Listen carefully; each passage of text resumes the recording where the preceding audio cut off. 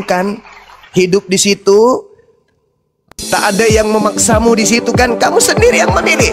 Gak ada cerita kau kembali. Kau rasakan kalau kiamat kemudian terjadi semiliaran tahun, kau di sini bersama dengan amalan perbuatan jahatmu, menemanimu di kegelapan yang tak ada taranya itu. Ini sederhana, Bung. Ini kalau saya tidak ditahan ini berhenti sampai besok dua hari lagi nih. Ya sudah Bang Sumar. Ya makanya ditahan. Silakan bro. Silakan Jak. Ya itu apa ya? Ya buat teman-teman Muslim itulah apa sih yang disampaikan Bang Suma itu kan sudut pandangnya dari keislaman. Ketika misalnya Alkitab atau kekristenan dianggap sesuatu yang salah menurut ukuran keislaman, yaitu sesuatu yang wajar, lumrah. Memang harus seperti itu, karena kan formatnya berbeda.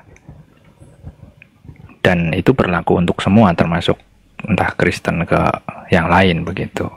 Dalam hal ini barusan Bang Suma yang sedang menyampaikan bahwa menurut ukuran Islam, di dalam kekristenan banyak sekali kesalahan, yang tadi mungkin sudah disebutkan.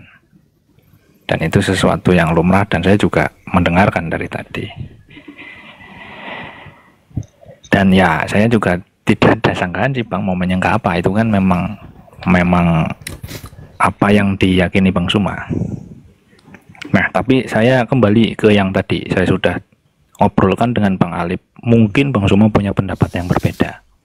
Setelah Bang Suma tahu bahwa ada beberapa kesalahan di dalam kekristenan termasuk kitab sucinya, mungkin tidak setara dengan milik Bang Suma kitab suci Quran atau hadis. Lantas kemudian orang Kristen juga sudah menggunakan kata yang mungkin digunakan oleh teman-teman Islam, misalnya tadi kata Allah, fokus ke kata Allah atau yang lain ya.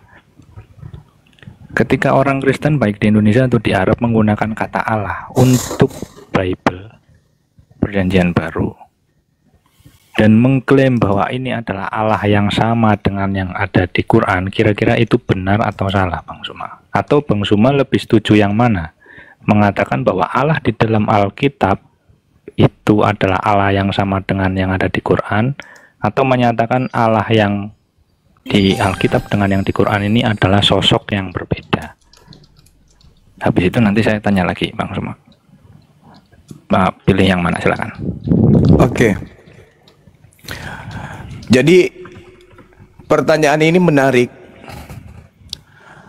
Di dalam Al-Quranul Karim dijelaskan, kalau saya nggak salah keliru, dalam surah Al-Ma'idah ayat 82, saya rada lupa ayatnya, adik-adik mungkin bisa nanti menunjukkan data itu. Di situ diterangkan, sesungguhnya kamu akan mendapati orang-orang yang paling keras permusuhannya terhadap kamu kepada orang-orang beriman, yaitu orang Yahudi, dan itu kita buktikan hari ini, ya kan? Sepanjang hari, sepanjang zaman yang terjadi kemudian di Gaza itu, mohon maaf, bukan saya lagi mau bawa ke sana, tapi ini Al-Quran yang menarasikan itu. Dan sesungguhnya kata Quran, kamu dapati yang paling dekat persahabatannya dengan orang-orang beriman adalah orang-orang yang berkata kami ini adalah orang Nasrani. Meskipun Kristen bukan Nasrani, tetapi Kristen ini awalnya itu ajarannya itu diambil dari sono. Makanya di sana di Kristen ada yang disebut Yesus, yang konon seorang nabi yang lahir tanpa ayah di tengah-tengah Bani Israel. Berarti ini ada cakupannya dengan firman Tuhan yang saya sebutkan tadi di surah Al-Ma'idah ayat 82. Bagaimana kemudian Al-Quran menarasikan engkau akan mendapati orang-orang Nasrani itu dekat dengan kamu. Pertanyaan, bagaimana pandangan saudara Bang Suma ketika orang Kristen menggunakan kata Allah atau Allah yang kemudian mereka baca dengan sebutan Allah untuk menghilangkan kesan kalau itu adalah hal yang diambil secara tidak sah dari agama Islam, agama Islam maksud saya. Al-Quran mengatakan begini, jangankan orang Kristen, orang Quraisy, orang musyrik, yang tinggal di tengah-tengah Nabi Muhammad, orang Islam masa itu, yaitu mereka yang menuhankan berhala, patung, pun tahu bahwa sebenarnya Tuhan yang benar itu adalah Allah. Ala lillahid dinul khalis walladzina takhazu min dunihi awliya ma na'buduhum illa liyuqarribuna ilallahi zulfa innallaha yahkumu bainakum fima hum fihi yakhtalifun innallah la yahdi man huwa kazibun kafar. Itu kata Quran. Ingat, hanya milik Allah ajaran yang murni dari kesyirikan, dari menduakan pencipta langit dan bumi. Dan orang-orang yang mengambil pelindung selain daripada Allah, mereka berkata, kami tidak menyembah mereka, melainkan berharap agar mereka mendekatkan kami kepada Allah dengan sedekat-dekatnya. Sama. Orang Kristen kok ditanya, apakah Anda menyembah Yesus? Kemanusiaannya kagak. Kami hanya menyembah keilahiannya. Sama. Ayat Al-Quran menjelaskan seperti itu. Sungguh Allah akan memberi putusan di antara mereka tentang apa yang mereka perselisihkan. Sungguh Allah tidak memberi petunjuk kepada pendusta dan orang yang sangat ingkar. Di ayat lain Allah mengatakan begini. Wala in sa'altahum man khalaqahum la yakulunna Allah fa anna yufakun. Dan jikalau engkau bertanya kepada mereka, siapakah yang menciptakan mereka? Niscaya mereka menjawab Allah. Padahal mereka musyrik. Padahal mereka penyembah berhala. Padahal mereka penyembah patung-patung.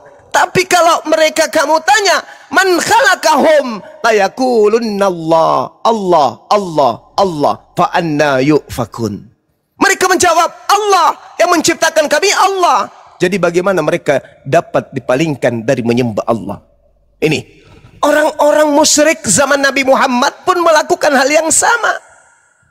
Bahkan kalau mereka ditanya, kul man yarzuqukum minas sama wal ard amman yamlikus sam'a wal absar wa may yukhrijul hayya minal mayyit wa yukhrijul mayyit minal hayy wa may yudabbirul amr fasayaquluna Allah fakul afala tattaqun. Kata Allah, katakan kepada mereka, wahai nabiku, tanya kepada penyembah-penyembah berhala ini, kepada penyembah-penyembah patung ini, tanya kepada mereka. Tanya, siapa yang memberi kalian rezeki dari langit dan bumi? Atau siapa yang berkuasa menciptakan pendengaran, penglihatan? Dan siapakah yang mengeluarkan yang hidup dari yang mati dan mengeluarkan yang mati dari yang hidup?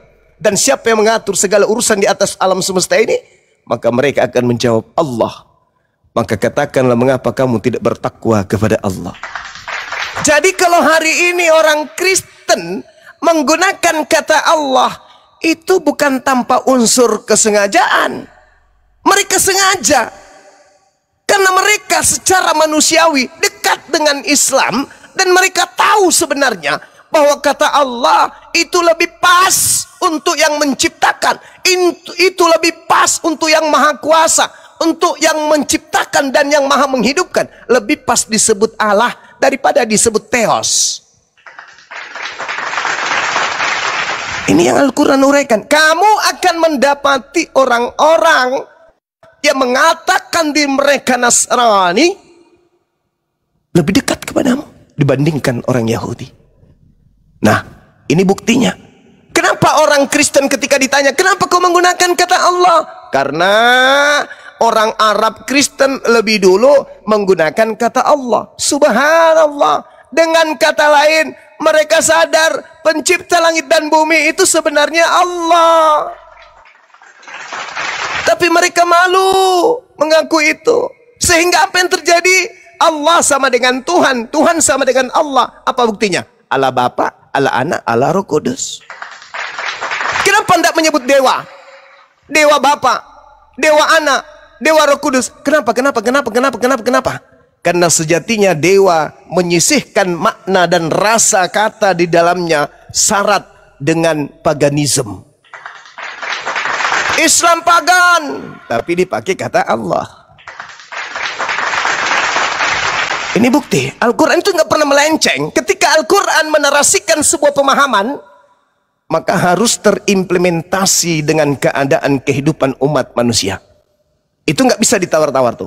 Jadi kalau saudara mengatakan kami umat Kristen menggunakan kata Allah, itu sudah yang dikatakan Al-Quran. Hanya saja karena kalian tidak murni Nasrani, tidak murni ajaran Nabi, maka selayaknya Yesus 100% Tuhan, separuhnya juga adalah bukan Tuhan. Seperti itulah kata Allah kalian buat. Kalian tidak seutuhnya menjadikan Allah itu sebagai hakikat Tuhan, tapi hanya kalian jadikan sebagai gelar. Tapi pada prinsipnya kalian sadar kata Allah ini merujuk kepada pencipta langit dan bumi. Jadi saran saya, gunakanlah kata Allah. Ketika saudara Kristen saya pengen kali menggunakan kata Allah, katakanlah ucapan itu dengan ucapan yang benar. Jangan pada tempat yang keliru. Contoh, di dalam Filipi 2, nomor 6, nomor 7, nomor 8. Allah tidak mempertahankan kealahannya, melainkan mengosongkan diri. Dan Allah mengambil rupa manusia dan menjadi seperti manusia, bahkan taat seperti manusia. Bahkan Allah taat sampai mati di atas tiang salib. Ini adalah ajaran yang batil. Batil. Itu makanya kami tidak suka. Tapi kalau kalian mengatakan bahwa Allah itu Tuhan, setuju kami. Inilah yang diterangkan Al-Quran. Orang-orang Quraisy, orang-orang yang hidup membenci Nabi Muhammad pada zamannya, penduduk Mekah yang menentang kenabian baginda Rasulullah, ketika mereka menyembah berhala, mengagung-agungkan berhala mereka, lalu ditanya, siapa yang menciptakan engkau? Apa jawaban mereka? Allah. Sama. Jadi secara tidak langsung, orang-orang Kristen itu sebenarnya mengakui bahwa pencipta langit dan bumi itu adalah Allah, yang mereka sebut dengan sebutan Allah. Kalau tidak, kenapa kata Allah disandingkan kepada Sang Bapa, Sang Anak, dan Roh Kudus? Saya kira begitu, saudara. Silakan. Iya, Bang. Terima kasih. Silakan. Mungkin ada yang mau bertanya yang lain, silakan. Ya, selamat malam Bang Tukmen. Ya, selamat malam. Ya, ada yang mau ditanyakan kepada Brunda, silakan. Saya bertanya, enggak lah. Oh, Pak menanggapi. Mau ditanya. Mungkin gini, Mau menanggapi. ada yang masih kurang jelas penjelasan tadi, ada yang masih kurang jelas. Kalau tentang kata Allah saya setuju. Ya Tapi kalau narasi sebelumnya saya tidak setuju. Silakan Ya, Bang, silakan, bernarasi. silakan, Nanti silakan. kita diskusikan. Kayak tadi Bang Juma kan narasi cukup banyak ya, jadi banyak juga yang harus saya tanggapi. Jadi saya satu persatu dulu ya. Saya akan menjawab tentang Kristen dan Alkitab. Terlepas Anda menolak saya menggunakan Alkitab, ya saya sebut Alkitab aja, yang adalah kitab Kristen saat ini. Kristen menurut bahasa artinya adalah pengikut Kristus. Tapi menurut pengertiannya adalah orang yang percaya kalau Yesus adalah Kristus. Kristus itu bahasa Yunani, kalau dalam bahasa Ibrani itu Mesias. Jadi setiap orang yang percaya kalau Yesus adalah Mesias dan menjadi pengikutnya itu disebut Kristen. Kitab orang Kristen itu terdiri dari Perjanjian Lama dan Perjanjian Baru. Yang Perjanjian Lama itu kalau dalam Yahudi itu disebut Tanakh. Kami percaya kitab Perjanjian Lama dan Perjanjian Baru karena di kitab Perjanjian Lama yang di dalam Yahudi itu disebut Tanakh, di situ ada nubuat tentang Mesias. Dan semua orang Yahudi menunggu itu, menunggu kedatangan Mesias. Ketika Yesus datang ke dunia dan menyatakan dirinya adalah Mesias yang dinubuatkan di dalam kitab Tanakh, orang Yahudi ada yang percaya, ada yang enggak. Ketika kitab Perjanjian Baru ditulis, yaitu untuk menulis tentang Yesus yang adalah Sang Mesias yang dinubuatkan di Perjanjian Lama, orang yang tidak percaya, mereka menolak Perjanjian Baru. Jadi hanya menerima kitab perjanjian lama atau Tanakh. Tetapi orang yang percaya kepada Yesus, mereka jadi menerima perjanjian baru dan menerima perjanjian lama. Itu kitab orang Kristen. Karena kita dari akar yang sama. Kita, orang Kristen, percaya kalau Sang Ilahi yang menciptakan segala sesuatu di kitab perjanjian lama adalah Sang Ilahi yang mengutus Yesus. Kami percaya kalau Sang Ilahi yang berfirman kepada Musa adalah Sang Ilahi yang mengutus Yesus. Kami percaya itu. Itu dulu. Silakan. Oke, baik. Terlepas dari Anda Kristen, kami Muslim juga percaya kitabnya Yahudi adalah kitab Tanakh. Kami percaya pencipta langit dan bumi mengutus nabi terakhir untuk mereka bernama Isa Al-Masih yang lahir tanpa ayah. Tapi kami bukan plagiat, ngaku-ngaku bagian daripada mereka padahal bukan. Ini, jadi kami di luar pagar, Bung.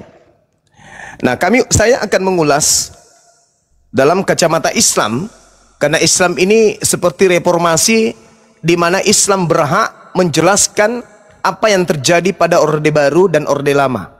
Apa yang terjadi kepada orang Yahudi dan orang Nasrani dengan orang zalim yang ada di tengah-tengah mereka. Allah Subhanahu wa taala memberitakan kepada Nabi Muhammad, A'udzubillahi minasyaitonirrajim. Wahai Nabiku Muhammad,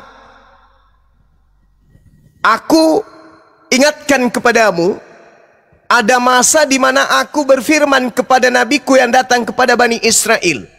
Wa isqalallahu ya Isa bin Maryam, a anta qulta linnas takhizuni wa ummi ilahaini min dunillah. Wahai Isa, manusia suci yang lahir tanpa ayah, yang aku utus di tengah Bani Israel, engkaukah yang mengajarkan kepada orang-orang ini untuk menjadikan dirimu Tuhan selain daripada aku? Ini Al-Quran datang nih 700 tahun kurang lebih setelah Nabi Isa alaihissalam. Dengan melihat keadaan Kristen hari ini, Nabi Isa menjawab, Maha suci engkau ya Allah, tidak patut bagiku mengatakan apa yang bukan hakku untuk aku katakan. Ma qultu lahum illa ma amartani bi ani abudullah rabbi wa rabbakum. Aku tidak punya hak seperti yang engkau sampaikan wahai Tuhanku. Aku tidak punya hak mengajarkan agar mereka menuhankan aku. Tidak. Aku mengajarkan kepada mereka hanya agar mereka menyembah kepada Tuhannya Abraham, Ishak dan Yakub. Ani abudullah rabbi wa rabbakum. Sembahlah Tuhanku, Tuhanku dan Tuhanmu. Itu yang aku ajarkan. Nah, bagaimana dengan Yesus? Adakah Yesus mengajarkan kepada orang-orang menyembah dirinya? Tidak. Wah, hebat kali Quran. Adakah kemudian orang yang menyembah dirinya? Ada. Hebat kali Quran. Karena Al-Quran mengatakan, wa iskalallah ya Isa bin Maryam, ya Isa bin Maryam, a anta qulta linnas tahizuni. Apakah engkau yang mengajarkan orang-orang ini menuhankan dirimu? Berarti ada orang yang menuhankan Nabi Isa. Nabi Isa mengatakan tidak, aku tidak pernah mengatakan itu. Coba kita tarik menangnya, kita cari di kitabnya orang Yahudi Kristen, ada nggak Yesus mengajarkan menuhankan dirinya? Tidak ada. Ada nggak orang yang menuhankan Yesus? Ada. Berarti Al-Quran tidak salah. Orang zalim telah menuhankan sosok Nabi yang datang di tengah Bani Israel, menduakan Tuhannya Bani Israel dengan menyembah kepada Nabi yang diutus kepada mereka yang mereka tolak. Yesus ditolak, oh berarti Nabi Isa. Ini yang diterangkan Al-Quranul Karim. Nah, ketika saudara mengatakan itu adalah kitab kami, seakar karena akarnya dari sana, betul. Karena Yesus memang mengatakan akan ada penyesat yang berada. Penyesat itu berasal dari mereka. Nah, sekarang Yesus tidak mengenal ajaran menuhankan dirinya, beribadah kepada dirinya, menyetarakan dirinya dengan Tuhannya. Yesus tidak mengenal kemudian ajaran yang mengatakan hukum Tuhan itu sampah, tidak ada kebenaran di dalamnya, dan seterusnya. Lalu Kristen hadir mengatakan mereka adalah pengikut Kristus. Kristen adalah pengikut Kristus. Sangat disayangkan kalau Anda pelajari Bible secara mendetail, saya rasa Anda akan malu mengaku Kristen. Anda akan malu mengaku pengikut Kristus. Kenapa? Karena Anda keciduk menyembah Kristus. Hanya ada satu sosok yang minta disembah di dalam pengajaran kitab saudara. Selain daripada Tuhannya Yahudi yang minta disembah oleh Yahudi, iblis pun minta disembah di dalam Bible. Yesus pernah nggak minta disembah? Tidak pernah Yesus minta disembah. Tapi iblis di dalam Lukas 4 nomor 7 minta disembah. Hari ini Kristen menyembah sosok Kristus. Sementara Yesus mengatakan, waspadalah kepada Kristus palsu. Ada nggak Yesus sebagai Kristus asli minta disembah? Tidak. Ada nggak Yesus mengajarkan Kristus palsu akan minta disembah? Ada. Ada nggak Yesus mengatakan Kristus palsu akan mendapatkan pengikut yang banyak? Ada. Kristen hari ini dikatakan oleh saudara kita barusan, Kristen artinya pengikut Kristus. Sedangkan Yesus mengatakan Kristus palsu akan banyak pengikutnya. Nah, Kristus mana yang Anda ikuti? Yesus mengatakan, Yohanes 10:27, aku mengenal muridku, muridku mengenal aku, mereka mendengarkan suaraku dan mengikuti aku. Siapa yang Anda ikuti menyembah Kristus? Sedangkan Yesus tidak pernah menyembah Kristus. Yesus menyembah kepada Allah Azza wa Jalla yang Maha Suci lagi Maha Tinggi. Anda menyembah kepada Kristus. Di mana Yesus mengajarkan menyembah dirinya? Tak ada. Di mana iblis mengajarkan menyembah dirinya? Lukas 4 nomor 7. Silakan. Oke, tadi Bang Juma menjelaskan tentang Yesus menurut Al-Quran dan menurut pikiran abang tuh. Tapi sebentar saya akan menjelaskan Yesus menurut Kristen ya. Tapi sebelumnya saya mau menjelaskan dulu tentang perbedaan kata Tuhan dengan Sang Ilahi. Tuhan itu sama dengan Tuan. Kalau dalam bahasa Yunani Kurios, dalam bahasa Inggris Lord, dalam bahasa Jawa Gusti. Berbeda dengan Sang Ilahi, itu kalau dalam bahasa Inggris God. Itu berbeda Bang. Jadi kacau kalau nggak mengerti Tuhan itu sama dengan Tuhan, jadi kacau. Penonton gagal paham semua. Karena saya tahu penonton banyak yang nggak mengerti. Tuhan itu sama dengan Tuhan. Sekarang saya mau menjelaskan siapa Yesus.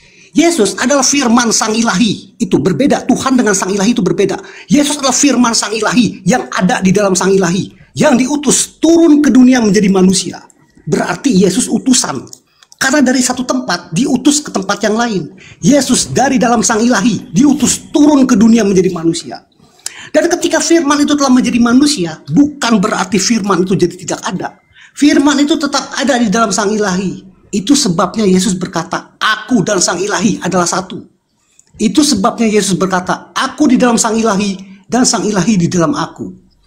Terus kalau ada orang yang bilang, di mana Yesus berkata, akulah Tuhan, sembahlah aku. Itu pertanyaan yang kurang tepat. Karena Tuhan itu sama dengan Tuhan. Pertanyaan yang tepat adalah, di mana Yesus berkata, akulah Sang Ilahi, sembahlah aku. Itu pertanyaan yang tepat. Dan saya akan jawab itu. Di dalam Ulangan 32 ayat 39, Sang Ilahi berfirman, lihatlah sekarang bahwa akulah dia, tidak ada ilah kecuali aku. Di dalam Yohanes 8 ayat 23, Yesus berkata, lalu ia berkata kepada mereka, kamu berasal dari bawah, aku dari atas. Kamu dari dunia ini, aku bukan dari dunia ini. Karena itu tadi aku berkata kepadamu bahwa kamu akan mati dalam dosamu. Sebab jikalau kamu tidak percaya bahwa akulah dia, kamu akan mati dalam dosamu. Kita kembali ke kitab Ulangan 32 ayat 39, di mana Sang Ilahi berfirman, akulah yang mematikan dan menghidupkan. Di dalam Yohanes 5 ayat 21, Yesus berkata, sebab sama seperti Sang Ilahi membangkitkan orang-orang mati dan menghidupkan, demikian juga aku menghidupkan barang siapa yang dikehendakinya. Kita kembali ke Ulangan 32 ayat 39, di mana Sang Ilahi berfirman, dan seorang pun tidak ada yang dapat melepaskan dari tanganku. Di dalam Yohanes 10 ayat 28, Yesus berkata, aku memberikan hidup yang kekal kepada mereka, dan mereka pasti tidak akan binasa sampai selama-lamanya, dan seorang pun tidak akan merebut mereka dari tanganku. Di sini Yesus berkata, kalau aku memberikan hidup yang kekal. Kalau kita ingin memberi makanan, berarti kita mempunyai makanan. Kalau Yesus memberikan hidup yang kekal, berarti Yesus mempunyai hidup yang kekal. Siapa yang kekal selain Sang Ilahi? Terus di mana Yesus minta disembah? Di dalam Yohanes 14 ayat 13, Yesus berkata, dan apa juga yang kamu minta dalam namaku, aku akan melakukannya, supaya Bapa dipermuliakan di dalam Anak. Jika kamu meminta sesuatu kepadaku dalam namaku, aku akan melakukannya. Silakan. Oke, baik. Saya ambil dari ujung ya, teman-teman. Yohanes 14 nomor 13. Ini kalau dibaca sepenggal, memang seakan-akan Yesus itu adalah yang menerima doa, yang mengabulkan. Padahal itu sama sekali enggak. Itu uraian Yesus sebagai nabi, sebagai rasul. Sebagaimana umat Islam ketika berdoa, mereka menyebut nama Nabi Muhammad SAW sebagai pengakuan kepada Nabi Muhammad bahwa kita adalah pengikutnya, dan pengakuan kepada Allah bahwa kita beriman kepada nabinya. Ada kesalahan fatal yang berulang secara terstruktur, masif dan terencana, bahkan disengaja oleh orang Kristen. Apa itu? Mereka tidak mau pusing. Kalau Yesus berbicara kepada kaumnya Yahudi, Kristen itu merasa Yesus berbicara kepada dirinya. Jadi kalau Pak Prabowo sedang berbicara kepada ajudannya, orang Kristen seakan merasa bahwa Pak Prabowo itu sedang ngomong sama mereka. Kenapa? Itu tadi, mereka tidak punya pegangan, mereka tidak punya jati diri. Berbicara mengenai Yesus, Yesus tidak mengenal mereka. Berbicara mengenai Yahudi, Yahudi pun tidak mengenal mereka dalam perspektif keagamaan. Berbicara mengenai Tuhannya Yesus, Tuhan yang disembah Yesus juga mereka tidak punya daya. Maka satu-satunya cara adalah pura-pura gila. Bung, saya katakan kepada saudara, Yohanes 14 itu Yesus sedang berbicara dengan Filipus. Yesus berbicara kepada Thomas, kepada murid-muridnya, bukan kepada ente. Mereka orang-orang Yahudi, nama yang saya sebutkan nama tadi, apa kata Yesusnya? Yohanes 18 nomor 7 Anda baca. Segala firman yang engkau berikan kepadaku telah aku sampaikan kepada Thomas, telah aku sampaikan kepada Filipus, telah aku sampaikan kepada Andreas, telah aku sampaikan kepada Kepas. Dan mereka telah menerimanya. Apa endingnya setelah mereka menerima? Mereka percaya bahwa engkaulah yang telah mengutus aku. Jadi jangan gila permanen dong. Orang-orang ini telah menerima perkataan demi perkataan dari A sampai Z yang menjadi cakupan pengajaran Yesus sebagai penginjil ke tengah-tengah mereka. Apa endingnya? Menurut Yesus, alhamdulillah, puji Tuhan, murid-muridku telah menerima ajaranku dan mereka percaya bahwa aku adalah Rasulullah. Kenapa jadi Tuhan bagi ente? Kenapa? Karena ente bukan pengikutnya, ente penumpang gelap. Jadi sadari itu. Kemudian data-data berikutnya yang Anda sampaikan Yohanes 5. Apa kitab saudara bahwa Yesus itu Tuhan, Yesus Tuhan. Kenapa? Karena Anda Kristen. Tidak mungkin Anda masih melanjutkan ajaran Romawi kuno menyembah kepada Hercules. Maka satu-satunya jalan Anda menggantikan Hercules dengan Yesus. Dengan cara apa Anda melegalkan itu? Anda mencomot kata-kata penyampaian Yesus kepada muridnya yang disadur oleh pengarang kitab Anda. Lalu kitabnya Anda jadikan sebagai kitab seakan-akan Yesus berbicara kepada ente. Maaf, sorry lah kawan. Yesusnya memberikan tiket, karcis, ijazah kepada pengikutnya. Ente mau lulus, ente mau menjadi pengikutku, ente mau jadi mendapatkan hidup kekal, ente kudu wajib punya ijazah. Ente harus SD dulu, SMP, SMA, baru sarjana. Kristen SD kagak, mimpi sarjana. Yesus mengatakan di dalam Matius 19 ketika Yesus ditanya, "Guru, ya paman, perbuatan baik apakah yang harus kuperbuat untuk memperoleh hidup yang kekal?" "Sembahlah aku." "Mana ada? Tuhankanlah aku." "Mana ada? Pergilah gereja dibaptis di sana." "Mana ada?"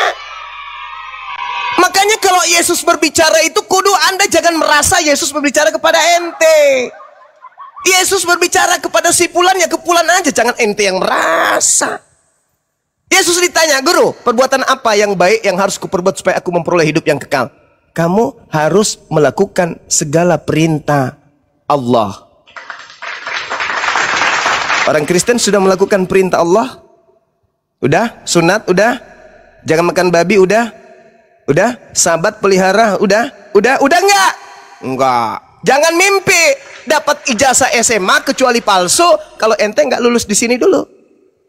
Untuk memperoleh hidup yang kekal, lakukan dulu segala perintah Elohim. Ayo, no. Coba buka celana sekarang, Bang. Masih ada kulup. Potong dulu. Potong. Jangan ente mimpi dapat ijazah. Wah, saya ini lulusan. Nenek lu kiper lo SD aja enggak masuk. Jadi Yesus ketika ditanya, "Apa perbuatan yang harus aku lakukan supaya aku memperoleh hidup yang kekal?" "Potong nonotmu. Ketika mau masuk di rumah ibadah, mandi tahir, basuh tanganmu, basuh wajahmu, basuh kakimu. Habis itu sujud, habis itu puasa, habis itu zakat." Yesus ngajarin, jangan makan babi, ibadah sabat, nyembah hanya kepada Elohim yang tak terlihat, bukan makhluk, bukan utusan yang ente sembah. Apa kata orang itu? "Guru, ya paman, aku sudah melakukan itu." Nah, kalau kamu sudah mentaati segala perintah Tuhan yang ada di dalam kitabmu, berarti kitab Yahudi dong, bukan kitabnya Kristen dong. Apa kata Yesus? "Jual hartamu, berikan kepada si miskin." Kristen bisa lulus SMP, SD tadi lakukan segala perintah Tuhan. Yang kedua SMP, apa itu? Harus menjual seluruh harta lalu berikan kepada si miskin. Anda sudah lulus di situ belum? Belum. Orang datang pinjam uang untuk beli korek aja Anda nggak mau. Gimana mau lulus? SMP, SD nggak lulus, SMP nggak lulus lagi. Orang Kristen kaya-kaya semua, bro. SMA, mana SMA? Menjadi pengikut Yesus. Setelah ente melakukan segala perintah Tuhan, setelah ente menjual harta ente, baru bisa menjadi pengikutku. Apa yang Anda ikuti dari Yesus? Yesus sujud, Yesus syahadat, Yesus puasa, Yesus bersunat, Yesus tidak makan babi, Yesus sabat, Yesus menyembah kepada Allah.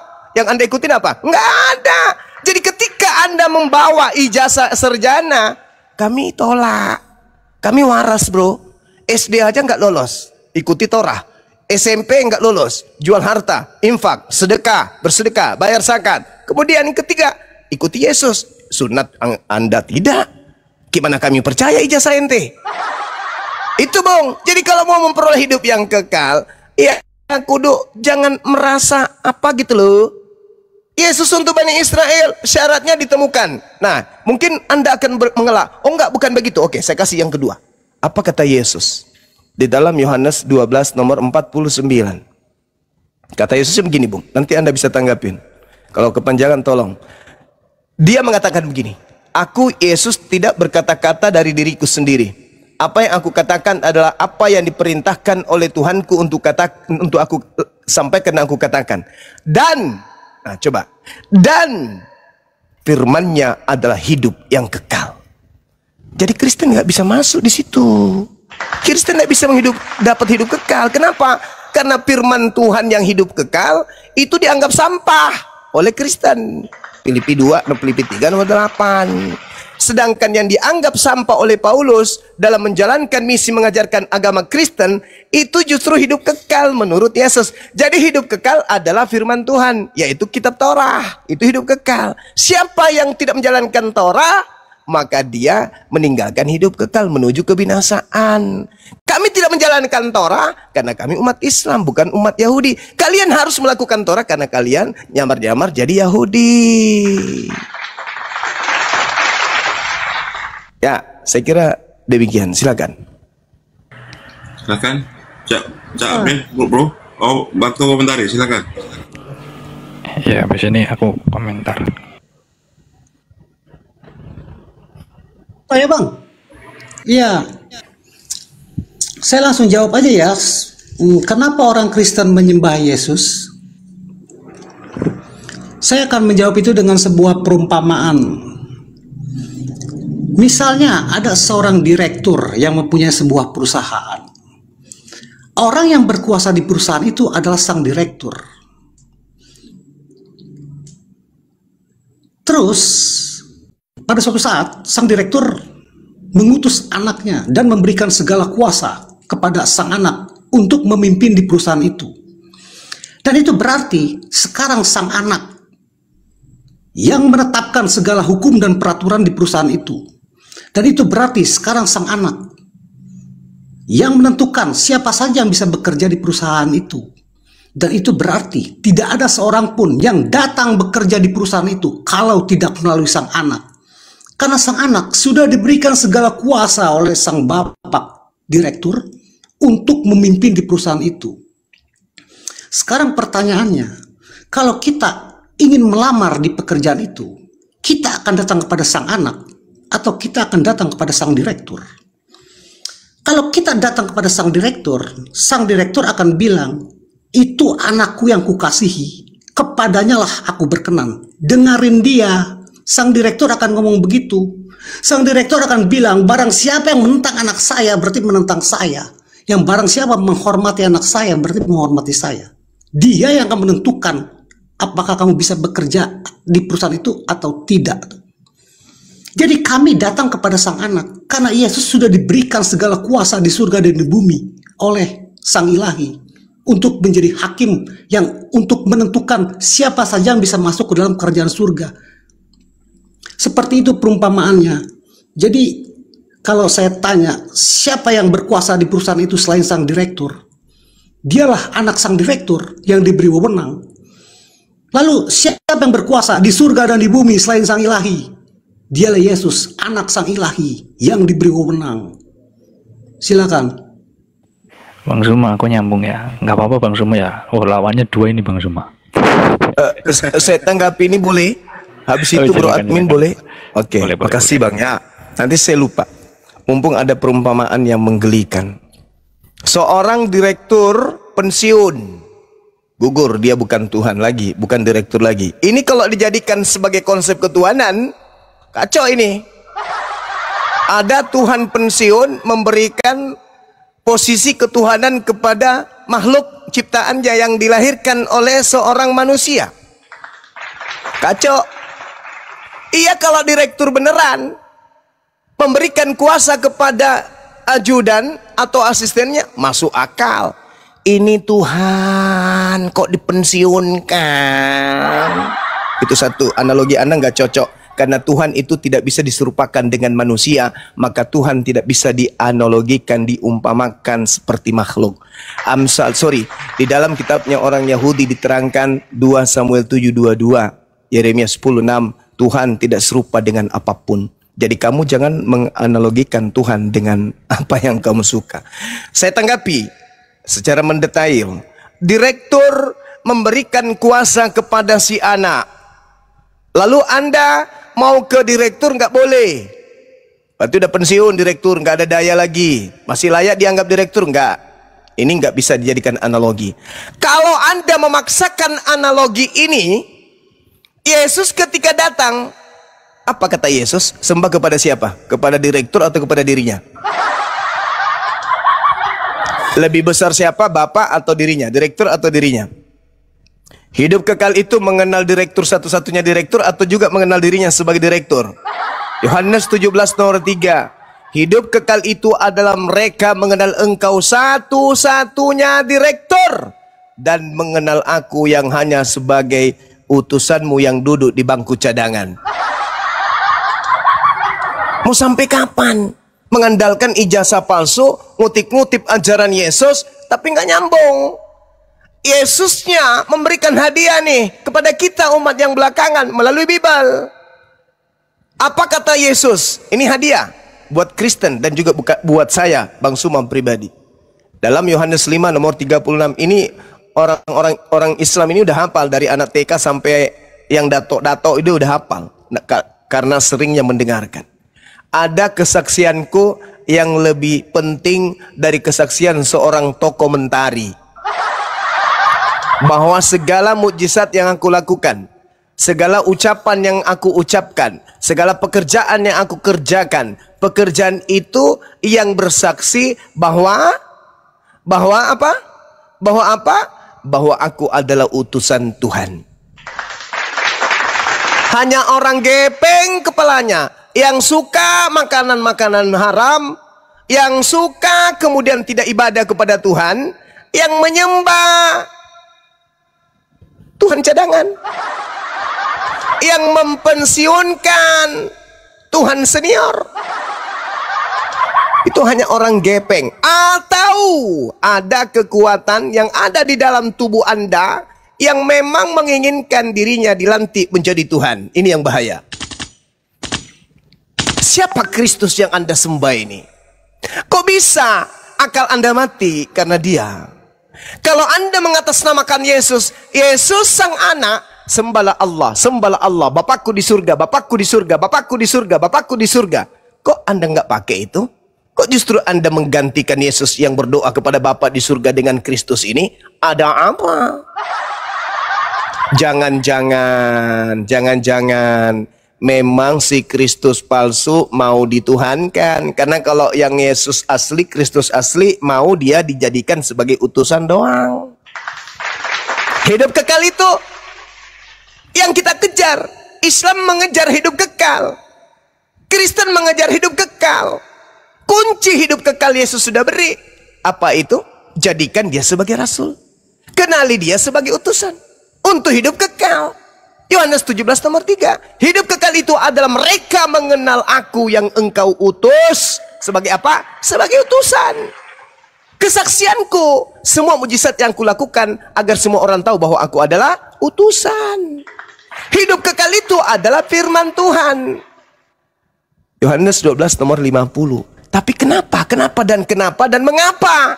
Hidup kekal sudah di depan mata, Yesus uraikan, tapi kenapa tetap saja menyembah Kristus? Ada apa dengan Kristus? Kenapa harus disembah sih? Bukankah Kristus mengajarkan hidup kekal itu cukup mengimaninya sebagai rasul? Kenapa harus disembah si Kristus ini? Siapa sih Kristus? Jadi penasaran gue. Jangan-jangan setan yang ngaku-ngaku Kristus. Ingat, kata Yesus, waspadalah kepada iblis yang nyamar, yang datang kepadamu dengan memakai namaku dan berkata, akulah Kristus. Itu kata Yesus loh. Di dalam Matius 24 nomor 4 nomor 5. Waspadalah kepada iblis penyesat, planos dalam bahasa Yunani, yang datang kepadamu dengan memakai nama Yesus dan berkata, akulah Kristus. Jangan kamu percaya. Kristus asli sembahlah Elohim. Kristus asli berdoalah kepada Elohim. Hanya dia satu-satunya Tuhan yang benar. Tapi ada Kristus ternyata yang mau dituhankan. Kristen hari ini menuhankan sosok Kristus. Hati-hati tokoh mentari. Ajal Anda semakin dekat. Kalau Anda tetap aja memperbodoh diri menyembah Kristus, Kristus anak Maria tidak pernah mengajarkan itu. Kristus setan yang mau disembah. Mana dalilnya? Lukas 4 nomor 6, nomor 7 dan seterusnya.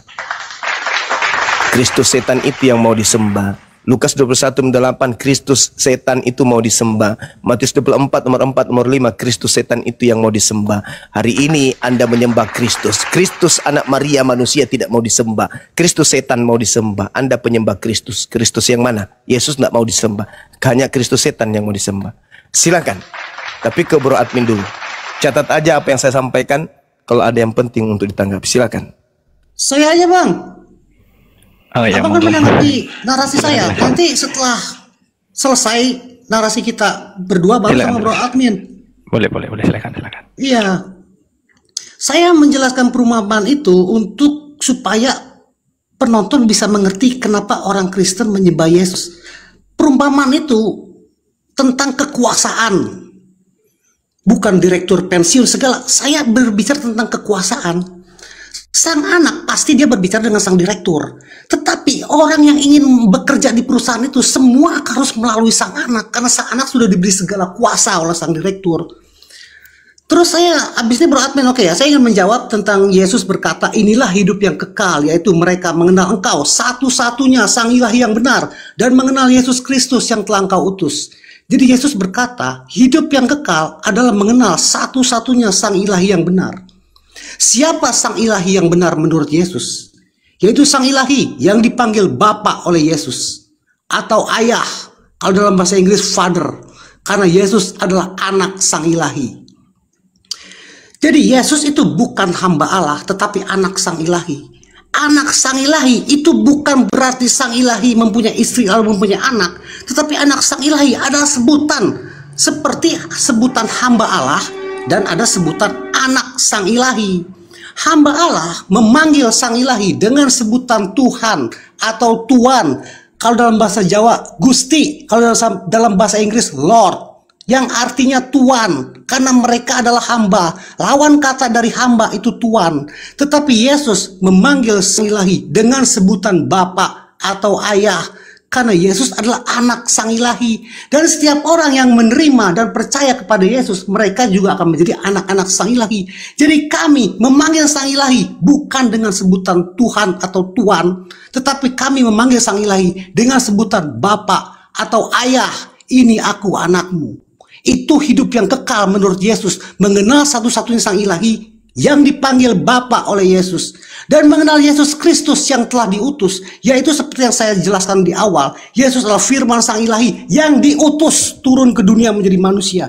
Yesus berasal dari dalam sang ilahi, diutus turun ke dunia.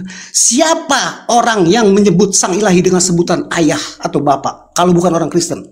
Dan siapa yang mengenal Yesus adalah firman sang ilahi kalau bukan orang Kristen? Itu hidup yang kekal menurut Yesus, menurut Kristen. Silakan.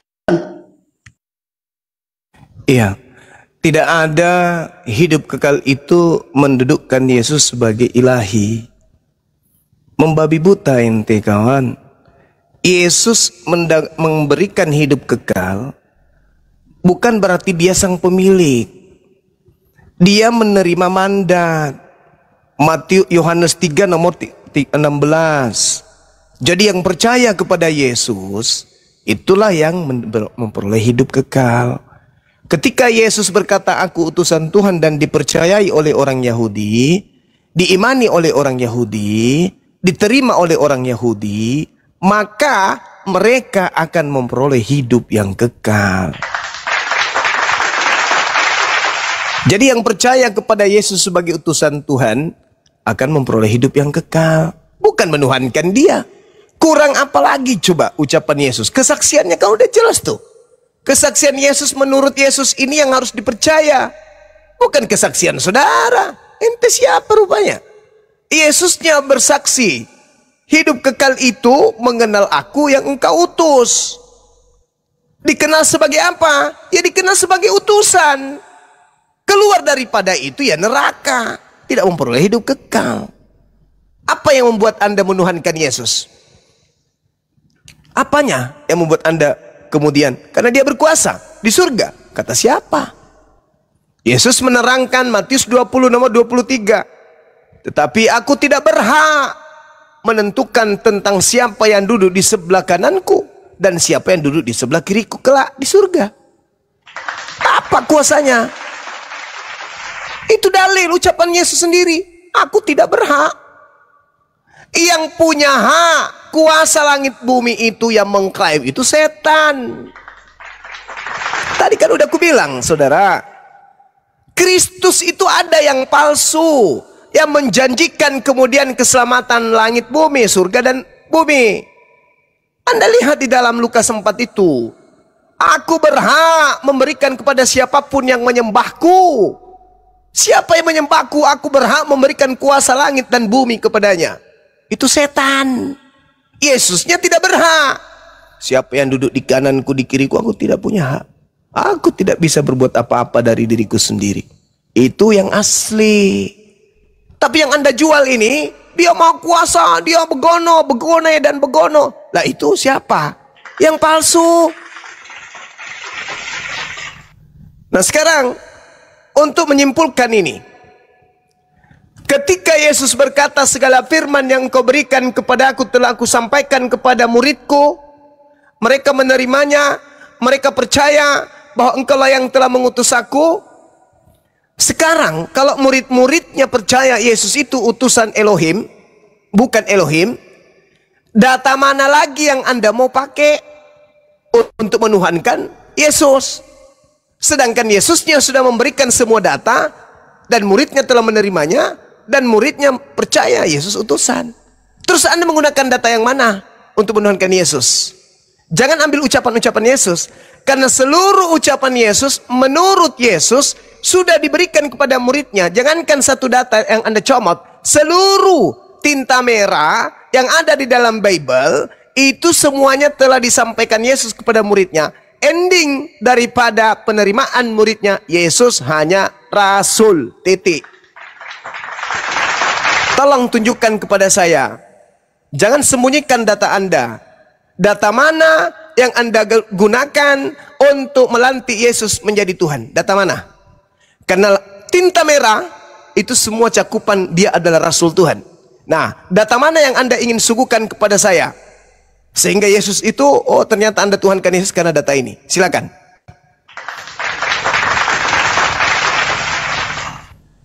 Oke, saya jadi harus menjelaskan Tuhan, etimologi kata Tuhan ya. Enggak perlu. Tuhan itu sama dengan... Ya, enggak perlu. Enggak perlu, saudara. Kan kami tahu. Menurut abang kan Tuhan itu sang ilahi kan? Kami tahu bahwa saudara Kristen ini mensederajatkan Elohim Tuhannya Yahudi dengan yang oknum bernama Kristus. Kami tahu di gereja kalian menyembah Kristus. Jadi nggak perlu ini Tuhan, ini secara etimologi. Nggak perlu. Saya cuma minta data. Data mana yang Anda pakai untuk mengilahkan, mensejajarkan, mensederajatkan Yesus yang hanya manusia rasul dengan Elohim yang adalah pencipta sang Khalik. Data mana yang Anda pakai? Silakan. Yohanes 1 ayat 1 dan Yohanes 1 ayat 14. Ah, itu bukan ucapan Yesus. Tadi di awal saya bilang, saya sudah menjelaskan tentang... Itu bukan ucapan Yesus tuh, wajar ternyata. Iya bang, tadi kan di awal saya sudah menjawab. Yang saya minta data Yesusnya, ada nggak? Nggak ada kan? Saya sudah Tunggu dulu bang, tadi kan saya sudah menjawab. Di mana Yesus berkata, akulah sang ilahi, sembahlah aku. Semua ucapan Yesus, saudaraku, semua ucapan Yesus semua bang. Semua ucapan Yesus telah Yesus berikan kepada muridnya, dan Yesus bersaksi muridnya menerimanya, dan muridnya percaya bahwa Yesus itu rasul utusan Tuhan. Iya, sekarang Yesus utusan dari dalam sang ilahi, dia sang firman. Dari dalam terus kenapa Anda mengilahikan? Kenapa Anda mengilahikan? Kenapa Anda mensetarakan, mensejajarkan dengan ilahi? Dengan ilah, dengan Eloah, dengan Yod-Heh-Vaveh, dengan Hasem, Tuhannya Yahudi. Ya karena firman sang ilahi adalah sang ilahi bang, sama seperti suara saya. Ini data ini yang tidak ada keluar dari mulut Yesus. Enggak, data ini yang tidak keluar dari mulut Yesus. Silakan Anda pakai data Anda sendiri untuk menuhankan Yesus. Ternyata firman ilahi adalah ilahi. Itu tidak diajarkan oleh Yesus. Berarti Anda benar-benar mentuhankan Kristus yang bukan Kristus asli. Silakan. Saya tentang firman dulu ya. Habis ini Bro Admin ya. Oh ya, silakan. Ya, saya akan menjelaskan saja. Firman sang ilahi adalah sang ilahi. Saya akan menjelaskan konsep Tritunggal dulu lah. Setelah itu silakan Bro Admin. Saya izin menjelaskan Tritunggal ya supaya mengerti ya. Kata Tritunggal itu tidak ada di dalam Alkitab. Kata Tritunggal itu sebutan untuk Bapa, Putra, dan Roh Kudus. Bapa itu Sang Ilahi, Putra itu Yesus atau Firman Sang Ilahi, dan Roh Kudus adalah Roh Sang Ilahi yang adalah satu, Sang Ilahi yang Esa. Firman di dalam bahasa Yunani itu ada dua kata. Yang pertama rema, yang kedua logos. Maksudnya yang pertama logos, yang kedua rema. Suara saya sekarang yang terdengar ini yang disebut rema. Dan suara saya ini berasal dari pikiran saya yang ada di dalam saya. Itu yang disebut logos. Segala sesuatu yang kita lakukan itu berasal dari pikiran. Ketika kita berkehendak, ketika kita bersuka cita, ketika kita bersedih, itu semua berasal dari pikiran. Ketika kita berkata-kata, itu berarti berasal dari pikiran. Ketika kita berjalan, berlari, mengambil sesuatu, itu semua berasal dari pikiran. Pikiran Sang Ilahi itu yang disebut firman. Sama seperti manusia diciptakan mempunyai tubuh, pikiran, dan roh. Jadi misalnya Bro Admin melakukan suatu pekerjaan. Bro Admin bisa melakukan pekerjaan itu karena Bro Admin mempunyai tubuh. Kalau Bro Admin tidak mempunyai tubuh, tidak ada yang melakukan pekerjaan itu. Dan Bro Admin bisa melakukan pekerjaan itu karena Bro Admin mempunyai pikiran. Seperti yang saya katakan tadi, segala sesuatu yang kita lakukan berasal dari pikiran. Dan Bro Admin bisa melakukan pekerjaan itu karena Bro Admin hidup. Itu berarti karena Bro Admin mempunyai roh. Sekarang saya tanya, siapa yang melakukan pekerjaan itu? Tubuh Bro Admin, pikiran Bro Admin, atau roh Bro Admin? Itu semua tidak bisa dipisahkan. Yang melakukan pekerjaan itu adalah Bro Admin. Jadi Tritunggal, Sang Ilahi, Firman atau pikiran Sang Ilahi, dan roh Sang Ilahi adalah satu, Sang Ilahi yang Esa. Yesus adalah Firman Sang Ilahi yang diutus turun ke dunia menjadi manusia. Perumpamaannya seperti sekarang ini, suara saya yang terdengar ini adalah berasal dari pikiran saya yang adalah saya. Tapi suara saya tidak bisa menyentuh Bang Juma. Tapi kalau suara saya menghujat Bang Juma, terus Bang Juma datang ke rumah saya, komentari, kenapa kamu menghujat saya? Terus saya bilang, yang menghujat abang bukan saya, tapi suara saya. Abang pasti akan bilang, suara kamu itu berarti kamu. Tapi suara saya di sini tidak bisa, suara saya di sana tidak bisa menyentuh abang. Itu berarti saya lebih besar daripada suara saya. Tetapi suara saya itu berarti saya. Barang siapa yang menentang suara saya, berarti menentang saya. Barang siapa yang mematuhi suara saya, berarti mematuhi saya. Begitu juga Yesus adalah Firman Sang Ilahi yang menjadi manusia. Silakan. Oke, saya tanggapi dulu ini. Jadi sekali lagi saya katakan, dalam konsep kenabian, konsep yang diajarkan Yesus, Tuhan itu tidak serupa dengan makhluk. Anda lagi-lagi menyerupakan Tuhan Anda dengan makhluk. Kalau Anda mengatakan suara Anda yang keluar dari Anda adalah Anda, maka kotoran yang keluar dari anus Anda itu juga adalah Anda. Karena hal itu sama, esensial yang keluar dari Anda. Ingus yang keluar dari Anda itu adalah Anda. Karena itu adalah pribadi yang berbeda setelah dia keluar dari Anda. Begitu juga suara. Suara ketika keluar, misalnya nih, saya ngatain saudara, jelek. Apakah suara saya yang berkata jelek itu adalah saya? Bukan. Tapi itu adalah pribadi baru yang keluar dari saya. Tapi itu bukan saya, tapi berasal dari saya. Coba Anda rekam. Hei, jelek. Nah, masuk ke dalam CD, flash disk. Nah, Anda bicaralah sama suara itu. Itu saya? Bukan. Itu pribadi baru yang keluar dari saya. Tapi itu bukan saya. Pahami itu dulu. Jadi Yesus itu keluar dari Tuhan, bukan Tuhan. Sesuatu yang keluar dari Tuhan bukan Tuhan.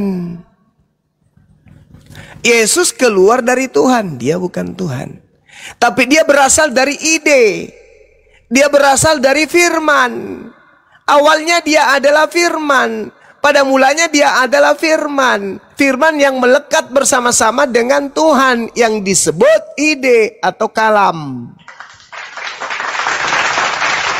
Sederhananya, harusnya andai saja bisa mengumpamakan Tuhan dengan manusia, maka Anda menggunakan perumpamaan yang harus signifikan.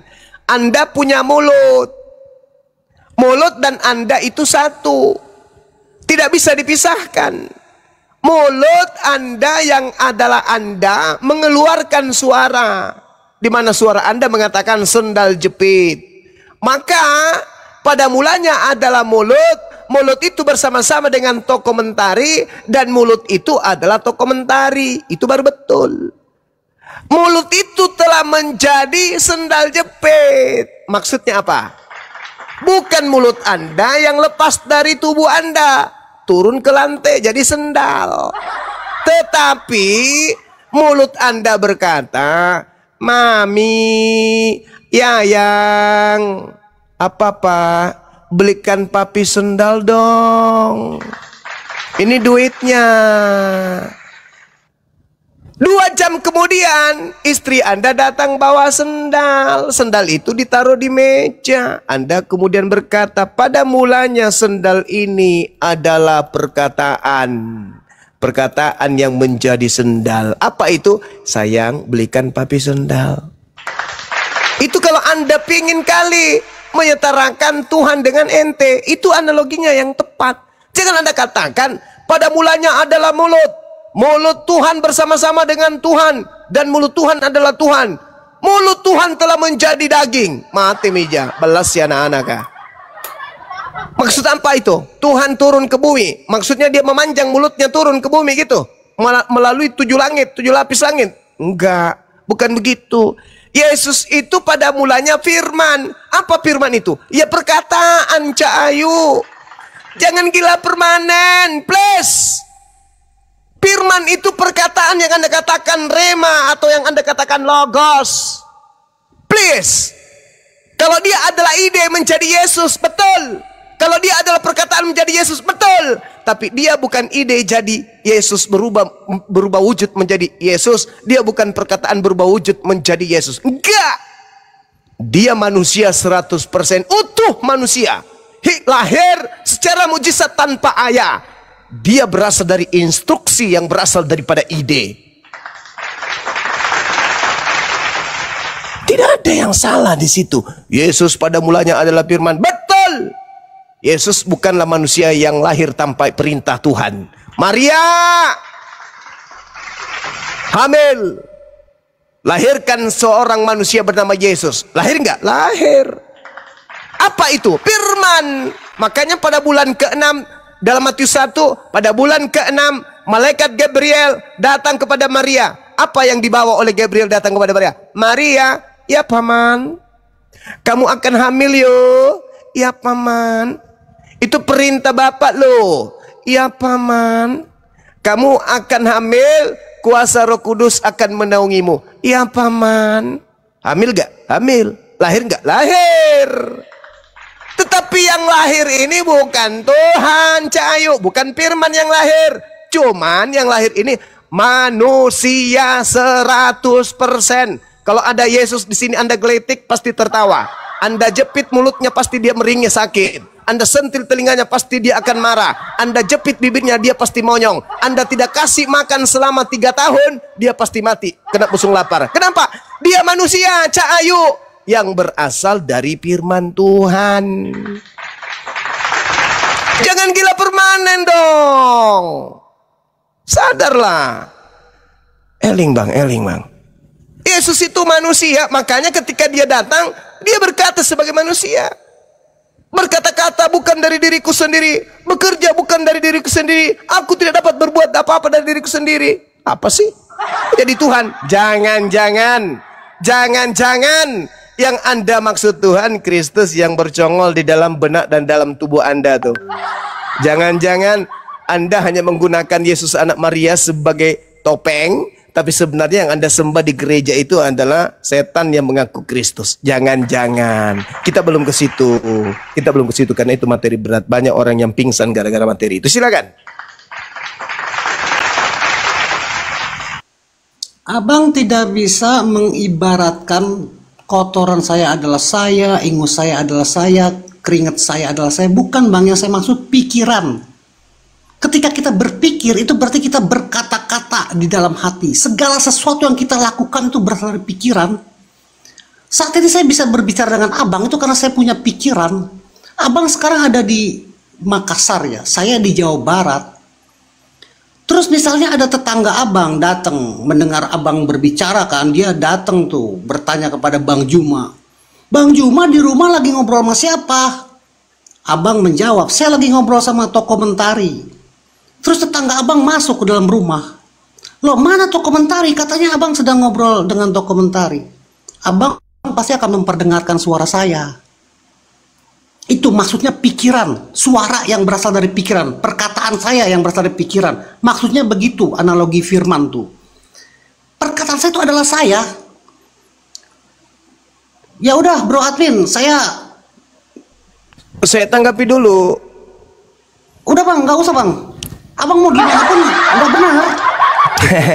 Anda Yang mengatakan abang maksud yang gini bang, abang udah omong itu kotoran salah yang semua bang. keluar dari Anda bukan Anda.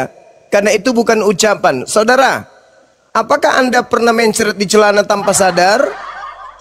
Bukan itu maksudnya Tunggu pikiran dulu. bang. Udah jangan Tunggu dulu. itu Anda Sebelum Anda mengeluarkan ampas babi dari anus Anda, itu diolah oleh pemikiran Anda dulu. Wah, kayaknya saya mau buang air nih. Tuh, perkataan ide dulu. Apa yang terjadi kemudian? Anda naik ke pohon, menunggu kemudian janda lewat. Begitu lewat, Anda ngeden. Prat, kena lah janda ini. Itu ide. Atau Anda masuk ke toilet. Atau Anda langsung pakai pampers. Aku mau pakai pampers. Itu ide. Jadi yang keluar dari Anda itu bukan Anda. Kalau Anda mengatakan suara Anda adalah Anda, maka yang keluar dari Anda juga itu adalah buah pikiran sampai Anda mengeluarkannya. Kok diusir sama Jadi konsep Anda keliru besar. Anda kemudian mengatakan ada tamu, Anda berbicara dengan siapa? Saya berbicara dengan Suma. Kenapa bisa Anda mengatakan berbicara dengan Suma? Karena saya mendengarkan suara Suma. Itu betul. Anda sedang berbicara dengan Suma, tapi Anda tidak sedang berbicara dengan suaranya Suma. Paham sampai situ? Anda tidak sedang berbicara dengan suara. Anda sedang berbicara dengan pemilik suara. Paham sampai situ? Ketika Anda melihat baju saya, baju satu-satunya yang ada pada saya, mereknya kemudian Samsung, baju termahal yang Bang Suma punya, di Indonesia cuman Bang Suma punya. Ketika Anda berbicara dengan baju itu, seakan-akan Anda berbicara kepada Suma. Hei, mana tuanmu? Kenapa kamu tidak dipakai? Udah berapa lama kamu dianggurin gak pernah dipakai lagi? Dulu Bang Suma rajin pakai kau. Kamu sedang berbicara dengan baju Bang Suma. Sama ketika engkau berbicara dengan kaset rusak yang di dalamnya ada suaranya Bang Suma. Kenapa kau mengatakan kau berbicara dengan Bang Suma? Karena suara yang keluar terlontar menjadi pribadi baru sampai menjadi gelombang masuk ke kuping Anda, diterima ritme itu berbentuk sebuah suara nada, akhirnya memberikan suatu pesan. Itu bukan aku, itu suaraku Cak Ayu. Kamu tidak sedang berbicara dengan suaraku, kamu sedang berbicara dengan yang mempunyai suara. Jadi suara dengan Bang Suma itu berbeda.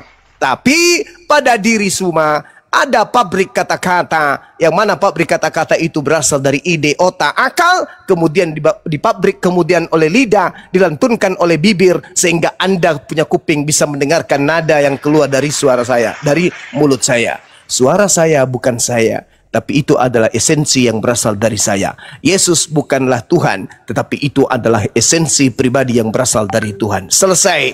Jangan gila permanen dong. Lanjut. Bang Suma nyambung, mumpung lagi nyambung ya. Kalau dengan kalimat ini gimana? Misalkan ada yang ngomong dengan Bang Suma, pegang omongan saya. Nah ini sedang menyatakan apa? Sedang menyatakan identitas atau apa? Tanggung jawab apa? Integritas atau identitas, silakan. Oke. Pegang omongan saya.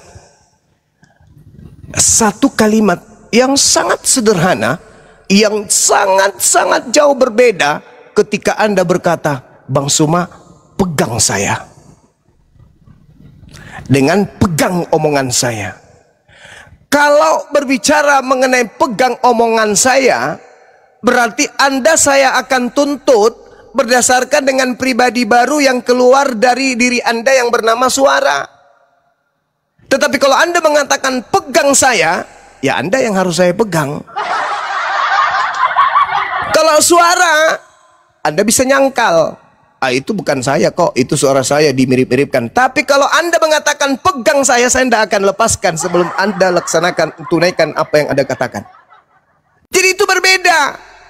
Ketika Anda mengatakan pegang kata-kata saya, itu maksudnya pegang sang sumber suara. Bukan kata-kata yang Anda harus aku pegang, tapi sang sumber. Itulah bukti. Contoh nih, contoh kalau misalnya perkataan dan si pemilik perkataan itu adalah oknum yang berbeda. Ketika ada seorang yang berkata kepada seorang lain, misalnya, lu jelek kali, lu muka lu seperti monyet, dan itu diucapkan di depan umum. Lapor ke polisi, aku tidak menerima ucapan dia yang telah menjatuhkan derajat saya di depan umum. Apa katanya? Dia katakan aku ini monyet. Di mana dia mengatakan? Di pesta. Mana perkataannya? Cari. Ya sudah nggak ada, Pak. Perkataannya diucapkan di situ. Di mana? Mana? Tangkap perkataannya, tangkap. Kan perkataannya yang berkata seperti itu yang masuk di kupingmu dia atau perkataannya? Perkataannya Pak langsung di kupingku. Nah, tangkap. Di mana itu perkataan? Ya nggak ada lah, Pak. Yang mengatakan itu dia. Ya, kan yang masuk di kupingmu perkataan atau dia? Perkataan, Pak. Ya kita tangkap perkataan. Jangan tangkap dia yang masuk di kupingmu apanya yang masuk di kupingmu? Yang masuk di otakmu itu apanya? Suaranya, Pak. Ya udah tangkap suaranya. Enggak, Pak, dia, Pak. Ya, artinya beda antara suara dengan pemilik suara. Kalau suara dengan pemiliknya itu sama, yang ditangkap suara aja. Dipenjarakan suara itu, borgol si suara. Biar yang empunya masih tetap menghidupi rumah tangganya. Tapi karena beda, oke, karena beda antara suara dengan yang mengucapkan suara, maka ketika suara itu masuk di kuping, suaranya yang masuk di kuping, tapi yang masuk di kuping bukan orangnya, maka yang ditangkap adalah sumber suara. Itu yang ditangkap, bukan suaranya yang dipenjara, tapi sumber suara. Itulah bukti bahwa suara dan pemilik suara itu berbeda. Sampai di sini paham? Iya, paham. Suara dan pemilik suara berbeda. Tapi suara mewakili pemilik suara, begitu ya? Ya, betul. Ya sudah. Okay. Suara mewakili pemilik suara, ya. Iya. Nah, sekarang lanjut ke tadi yang saya mau bahas, Bang Suma. Silakan. Ini berhubung Pak nganunya sudah nggak ada yang baru, Pak Jaibin. Mungkin nanti juga bisa nyambung. Tetap di konteks yang sama tadi. Tapi saya kutip ayat yang tadi dikutip Bang Suma juga di Yohanes 5:36 itu kan dikatakan, tetapi aku mempunyai satu kesaksian yang lebih penting daripada kesaksian Yohanes, yaitu segala pekerjaan yang diserahkan Bapa kepadaku supaya aku melaksanakannya. Pekerjaan itu juga yang aku kerjakan sekarang, dan itulah yang memberi kesaksian tentang aku bahwa Bapa yang mengutus aku. Jadi menurut ayat ini kemudian Bang Suma menegaskan Yesus hanya utusan, kan begitu. Nah, apakah hanya ayat ini saja yang dijadikan Bang Suma rujukan, sementara di ayat yang lain, di ayat sebelumnya ya, mungkin di perikop yang sama, itu banyak sekali klaim-klaimnya Yesus yang menyamakan atau menyetarakan dengan kedudukan Bapa. Misalnya di ayat pertama nih, saya bacakan ya, di Yohanes 5:19, ini perikopnya kesaksian Yesus tentang dirinya. Di Yohanes 5, nah ini, di sini bunyi ayatnya, Sesungguhnya anak tidak dapat mengerjakan sesuatu dari dirinya sendiri jikalau tidak ia melihat Bapa mengerjakannya. Sebab apa yang dikerjakan Bapa itu juga yang dikerjakan anak. Apa yang dikerjakan Bapa itu yang dikerjakan oleh Yesus. Dalam makna teologisnya orang Kristen, ini menyatakan kesatuan dalam tindakan. Kesatuan ilahi dalam tindakan. Kemudian ayat yang berikutnya lagi juga,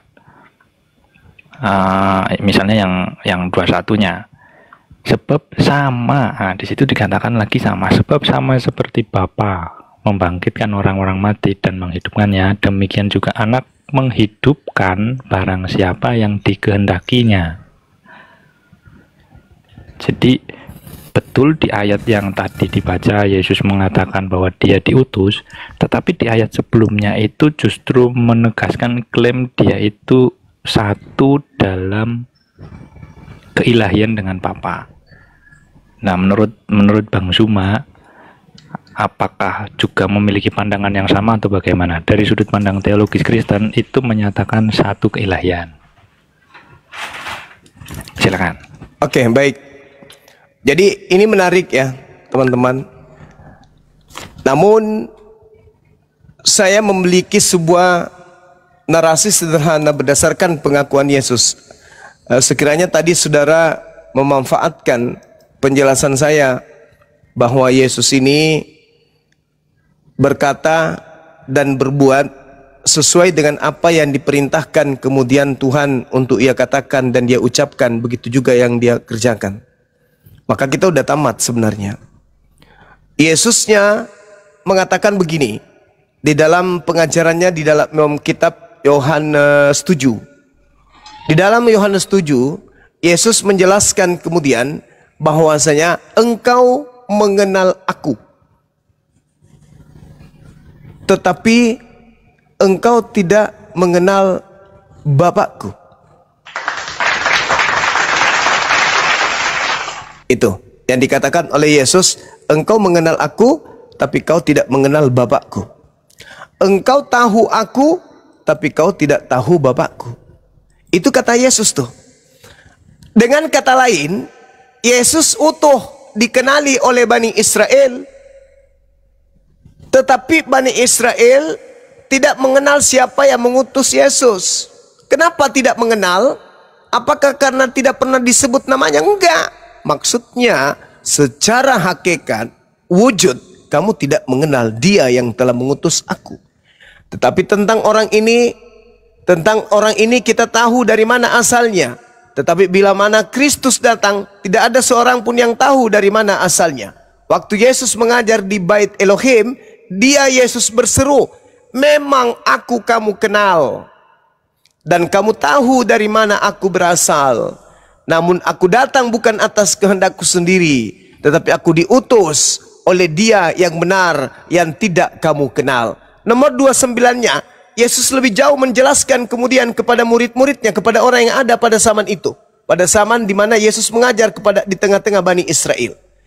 Mereka yang telah berbuat baik akan keluar dan bangkit hidup kembali, kata Yesus. Itu yang dikatakan. Mereka yang mengenal aku, tetapi mereka tidak mengenal dia yang telah mengutus aku.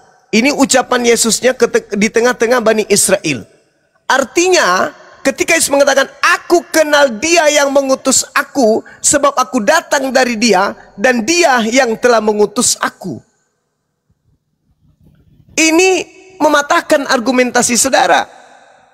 Di mana Yesus mengatakan orang-orang mengenal aku, tetapi orang-orang tidak mengenal dia yang telah mengutus aku.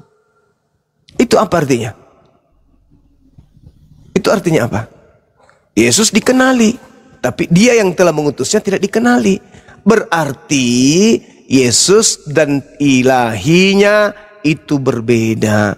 Dia hanya utusan Tuhan yang kemudian diutus oleh Tuhan untuk mengajarkan konsep Tuhan kepada orang Yahudi. Sederhana, Bung. Coba Anda lihat pengantar penulis Yohanes di Yohanes 1 nomor 18. Apa yang dikatakan di sana? Tidak ada satu manusia pun yang pernah melihat Tuhan. Tetapi Yesuslah yang kemudian yang mengajarkan, yang mentafsirkan, yang menguraikan tentang Tuhan itu. Yesusnya yang menguraikan. Tidak seorang pun yang pernah melihat Tuhan. Berarti Yesus yang dilihat bukan Tuhan kan? Saya ulang lagi. Tidak ada seorang pun yang pernah melihat Bapa atau Elohim. Tetapi anak tunggal Elohim yang ada di pangkuannya, dialah yang menyatakannya, dialah yang menjelaskannya. Maksudnya, tidak ada yang pernah melihat Tuhan itu. Tapi untuk mengetahui Tuhan itu seperti apa, Yesuslah yang menjelaskan itu. Nah, apa penjelasan Yesus tentang Tuhan? Tuhan satu-satunya ada di langit. Bapakku yang ada di langit, Bapakku yang ada di langit, Bapakku yang ada di langit, lebih besar daripada aku. Itu yang dimaksud oleh Yesus. Lagian, kalau Anda melihat di dalam Yohanes 5, nomor 29, Yesusnya, Yohanes 8 maksud saya, Yesusnya di sana menjelaskan dengan sangat rinci. Apa yang dikatakan Yesus? Mulai data 16 atau 15. Aku tidak menghakimi seorang pun. Dan jikalau aku menghakimi, maka penghakimanku itu benar. Sebab aku tidak seorang diri. Kalau aku tidak seorang diri, berarti aku berdua. Tetapi aku bersama dengan Dia yang mengutus aku. Dan dalam kitab Tauratmu ada tertulis bahwa kesaksian dua orang itu adalah sah. Akulah yang bersaksi tentang diriku sendiri, dan juga Bapa yang mengutus aku bersaksi tentang aku.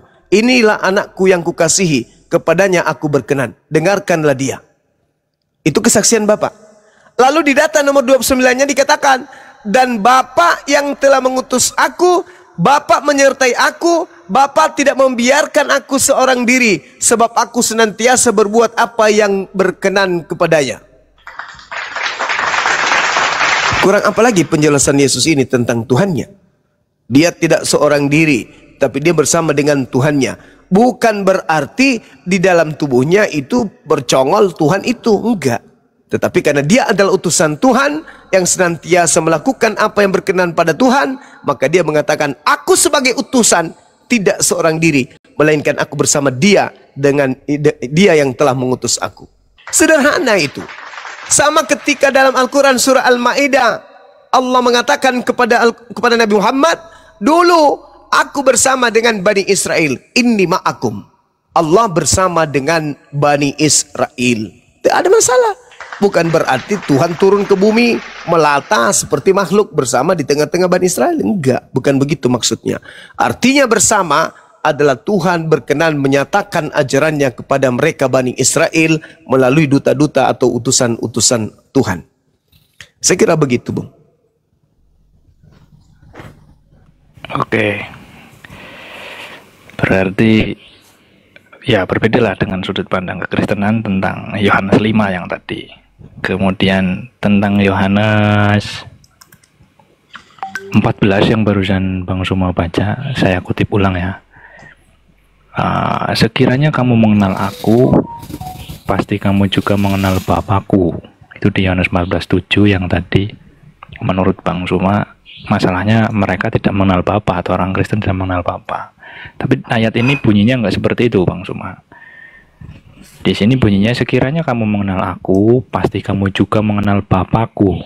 Sekarang ini kamu mengenal Dia dan kamu telah melihat Dia. Lalu Filipus heran. Kata Filipus kepada Yesus, Tuhan, tunjukkanlah Bapa itu kepada kami, itu sudah cukup bagi kami. Kata Yesus kepadanya. Yesus menjawab, telah sekian lama aku bersama-sama dengan kamu Filipus, namun engkau tidak mengenal aku. Barang siapa telah melihat aku, ia telah melihat Bapa. Bagaimana engkau berkata, tunjukkan Bapa itu kepada kami? Tidak percayakah engkau bahwa aku di dalam Bapa dan Bapa di dalam aku? Apa yang aku katakan kepadamu tidak aku katakan dari diriku sendiri, tetapi Bapa yang diam di dalam aku, dialah yang melakukan pekerjaannya. Ini justru menguatkan pandangan teologis kekristenan bahwa Yesus dan Bapa satu dalam hakikat. memang berbeda dalam peran sebagai pengutus dan yang diutus sebagai Bapa dan Putra, berbeda dalam peran tapi satu dalam hakikat atau keadaan ilahinya. Ini dari sudut pandang teologi Kristen, justru ayat ini menguatkan itu, Bang Suma. Oke. Ya, Boleh? silakan. Oke. Jadi gini, Yesus itu manusia diutus oleh Tuhan sebagai wakilnya. Ucapannya ucapan Tuhan, pekerjaannya pekerjaan Tuhan. Dia datang sebagai utusan Tuhan. Kalau Anda lepaskan kekristenan Anda, dengan kata lain Anda tidak menyembah sosok yang bernama Kristus, Anda tidak memaksakan ucapan Yesus ini sebagai ucapan Tuhan bahwa Yesus adalah Tuhan. Tadi kan sudah dikatakan bahwa segala firman yang Engkau berikan telah aku sampaikan kepada mereka, dan mereka telah menerimanya, dan mereka percaya bahwa Engkaulah yang telah mengutus aku. Kalau Yesus mengatakan, kalau kamu telah sekian lama engkau bersama-sama dengan aku Filipus, namun engkau tidak mengenal aku. Barang siapa telah melihat aku, ia telah melihat Bapa. Bagaimana engkau berkata, tunjukkan Bapa itu kepada kami? Apa maksudnya itu? Yesus sebelum Filipus bertanya, Yesus sudah mengajarkan Bapa itu di langit. Bapa yang mengutus aku. Bapa bukan manusia. Suara Bapa tidak bisa kedengar. Nomor Yohanes 5 nomor 37. Tidak bisa kedengar. Yohanes 7 tadi nomor 28 29 sudah Yesus sampaikan. Udah. Dia mengatakan bahwasanya kau mengenal aku, tapi kau tidak mengenal dia yang mengutus aku. Sudah. Berarti aku ini cuma wakil Tuhan. Berkata-kata cuma ucapan Tuhan. Melakukan pekerjaan yang dipekerjakan Tuhan. Kenapa kau minta aku tunjukkan Bapa itu? Sesungguhnya siapa yang melihat aku sama seperti melihat Bapa. Melihat aku sama seperti melihat Bapa. Mendengarkan aku sama seperti mendengarkan Bapa. Melihat aku sama seperti melihat Bapa. Sebab tidak percayakah engkau bahwa aku di dalam Bapa dan Bapa di dalam aku? Apa yang aku katakan padamu tidak aku katakan dari diriku sendiri, tetapi dari Bapa yang diam di dalam aku. Dialah yang melakukan pekerjaannya. Tidak ada yang salah dengan itu. Orang yang khusyuk di dalam beribadah, menghadirkan Sang Tuhan di dalam dirinya, dia sedang bersama dengan Tuhannya. Bukan berarti Tuhan masuk ke dalam tubuhnya, tetapi kuasa Tuhan ada pada dirinya. Dia bersama dengan Tuhannya, karena Tuhan meliputi segala sesuatu. Jadi ketika Yesus mengatakan, tidak percayakah engkau bahwa aku di dalam Bapa? Aku di dalam Bapa karena aku adalah wakilnya Bapa. Aku ini asistennya, maka aku di dalam Bapa. Bapa itu yang mempekerjakan aku.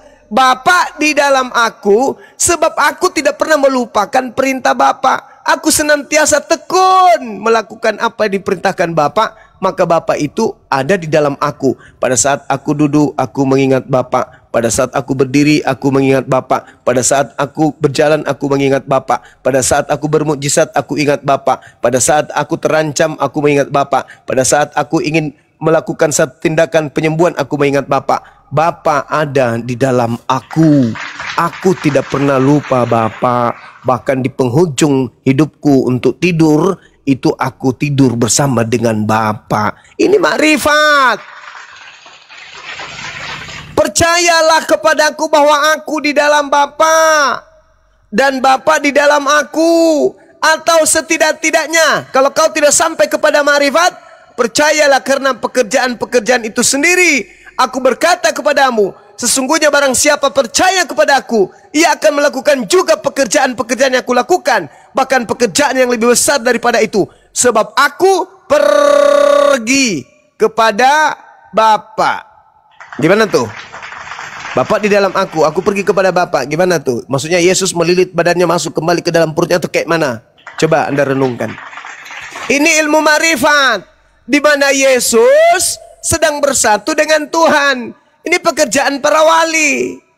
Para wali itu beribadah, dia bersatu dengan Tuhannya sehingga alam semesta ini lenyap. Yang ada hanya Allah. Itu pekerjaan Ustaz Alif itu, Dinda Alif. Dia bersatu. Dia bersatu dengan Tuhannya. Bumi lenyap. Rumah lenyap. Semuanya lenyap. Rekening lenyap. Dompet lenyap. Hilang semuanya. HP hilang. TikTok hilang. Yang ada hanya Allah. Allah. Allah. Allah, Allah, Allah, Allah, Allah. Itu orang yang bermakrifat, tidak berkata, tidak berbuat, tidak bergerak, semata-mata Allah. Dia tidak melakukan pekerjaan, semata-mata Allah. Ucapan yang keluar dari lisannya semata-mata Allah. Maka siapa yang melihat aku sama seperti melihat Allah. Itu maksudnya. Ini ilmu makrifat. Ini yang diajarkan kemudian oleh Yesus tentang dirinya. Makanya dia bisa berjalan di atas air. Makanya dia bisa menyembuhkan orang buta. Kenapa? Karena dia bersatu dengan sang pemilik penyembuhan. Bukan berarti dia Tuhan. Dan apa juga yang kamu minta dalam namaku, aku akan melakukannya, supaya Bapa dipermuliakan di dalam Anak. Jikalau kamu meminta sesuatu kepada aku dalam namaku, aku akan melakukannya. Kenapa? Kenapa? Karena murid-muridnya mendudukkan dirinya sebagai hamba Allah dengan berkata, ya Bapa, sungguh telah aku beriman kepada anakmu Yesus. Dia adalah anakmu yang soleh, yang mengajarkan kepada kami untuk tekun beribadah hanya kepadamu. Yesus telah mengajarkan kami, Yesus telah membimbing kami untuk kembali kepada jalanmu. Ya Bapa, itu yang dimaksud itu di situ. Maka Tuhannya Yesus mengabulkan apa yang diminta oleh murid Yesus dalam nama Yesus. Itu saudara. Jikalau kamu mengasihi aku, kamu akan menuruti segala perintahku. Di sini kena Kristen. Ini kena di sini. Ada nggak perintah Yesus untuk menuhankan dirinya? Tak ada kan?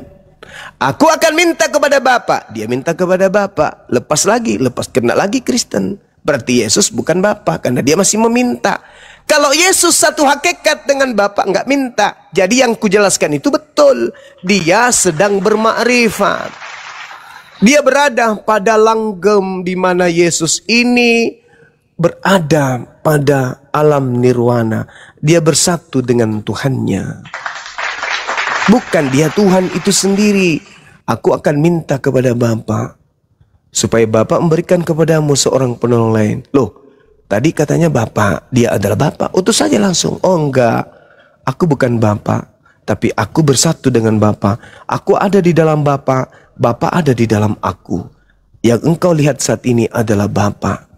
Kenapa? Karena ucapanku adalah ucapan Bapa, perbuatanku perbuatan Bapa, tubuhku, napasku, penglihatanku, semuanya ada Bapa. Itu yang dimaksud Yesus.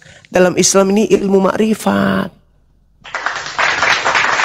Yesus ini suhud nggak? Suhud, bong. Dia tidak punya rumah. Pakaiannya cuman begitu aja, compang-camping.